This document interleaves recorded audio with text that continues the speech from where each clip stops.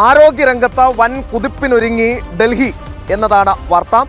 രാജ്യ തലസ്ഥാനത്ത് 1100 ആയുഷ്മാൻ ആരോഗ്യ മന്ദിരങ്ങൾ സ്ഥാപിക്കുമെന്ന് മുഖ്യമന്ത്രി രേഖ ഗുപ്ത ഇപ്പോൾ വ്യക്തമാക്കിയിരിക്കുന്നു. പൊതുഗതാഗത സംവിധാനത്തിൽ 2800 AC ലോ ഫ്ലോർ ഇലക്ട്രിക് ബസ്സുകൾ കൂടി ഉൾപ്പെടുത്താനും ഡൽഹി സർക്കാർ തീരുമാനിക്കുകയുണ്ടായി. ഒരു വനിതാ മുഖ്യമന്ത്രി ഭരിക്കുന്ന സംസ്ഥാനത്താണ് ഈ വികസന പദ്ധതികൾ ഇങ്ങനെ ഗതിവേഗം കൈവരിച്ചുകൊണ്ടിരിക്കുന്നത്.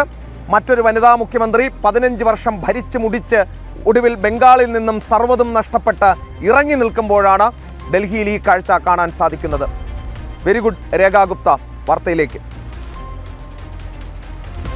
രാജ്യതലസ്ഥാനത്ത് 45 പുതിയ ആയുഷ്മാൻ ആരോഗ്യ മന്ദിരങ്ങൾ കൂടി തുറന്നു. ഇതോടെ ഡൽഹിയിലാകെ 415 ആരോഗ്യ മന്ദിരങ്ങളായി. പൊതുജനാരോഗ്യത്തിൽ ശ്രദ്ധിക്കുമെന്ന് മുഖ്യമന്ത്രി രേഖ ഗുപ്ത പറഞ്ഞു. ആരോഗ്യ മേഖലയിലെ നവീകരണം ലക്ഷ്യമെന്ന് രേഖ ഗുപ്ത കൂട്ടിച്ചേർത്തു. ഡൽഹിയിലെ പൊതുഗതാഗത സംവിധാനത്തിൽ 2800 ലോ ഫ്ലോർ AC ഇലക്ട്രിക് ബസ്സുകൾ കൂടി ഉൾപ്പെടുത്തും. PM ഇ-ഡ്രൈവ് സ്കീമിന്റെ ആദ്യഘട്ടമായാണ് ബസ്സുകൾ നിരത്തിലിറക്കുക. വായുമലിനീകരണം കുറയ്ക്കുന്നതിനും പൊതുഗതാഗതം ശക്തമാക്കുന്നതിന്റെയും ഭാഗമായാണ് കൂടുതൽ ഇലക്ട്രിക് ബസ്സുകളെ പൊതുഗതാഗതത്തിന്റെ ഭാഗമാക്കുന്നത്.